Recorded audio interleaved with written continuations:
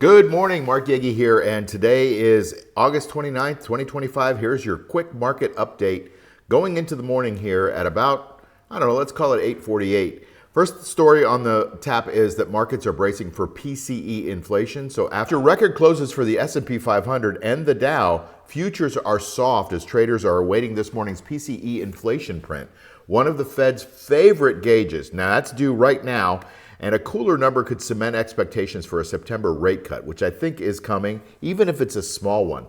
Whispers grew after Governor Chris Waller signaled that rates may begin soon. Watch for quick risk-on, risk-off swing at the open. Remember what I always say in the morning, be careful of amateur hour, right? This is when the market makers can take advantage of us amateurs in the morning. Now that story is according to Reuters.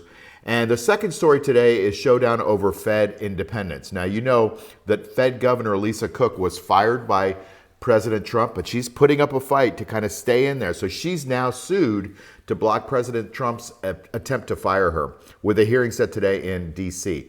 A rare legal clash that could define how insulated the central bank is from the White House. And any ruling that shifts the Fed's balance could ripple through rates, the dollar, risk assets. And as you know, Trump is kind of taking a meat grinder to the Fed right now. He's threatening to fire Fed Chairman Powell. He's got Lisa Cook on the ropes. He's got a couple other people that he's putting in there. So he's ripping through the Fed. And it's going to be interesting to see how this little power struggle plays out. And I think it's putting Fed Chairman Powell in a really tough position, because if he doesn't fire Cook, he's supporting Cook, and that's going against the president, which is cause possibly for him to be fired. That's an interesting story to keep an eye on. The third story today is that Bitcoin finally slipped under 110,000 for the first time in a while, ahead of all this data. Now it's back above it right now, but crypto's on the back foot of the PCE release, with Bitcoin hovering around 110,000 after the August highs that we created over 120,000.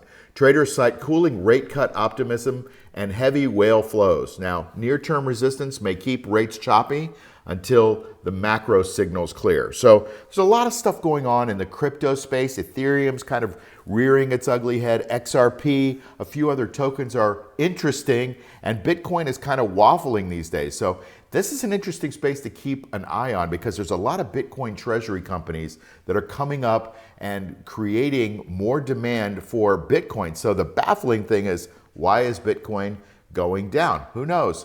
Anyway, these are the top three stories that I'm following today. More Market Pulse stuff coming later on today. And hopefully have a fantastic day. We're still in a green market, so it should be a lot of fun. Take care. So I need to put up a legal disclosure here. I am not a financial advisor. This video is for educational purposes only. This is entertainment, and it's not financial advice. Always do your own research before making financial decisions, and please be careful.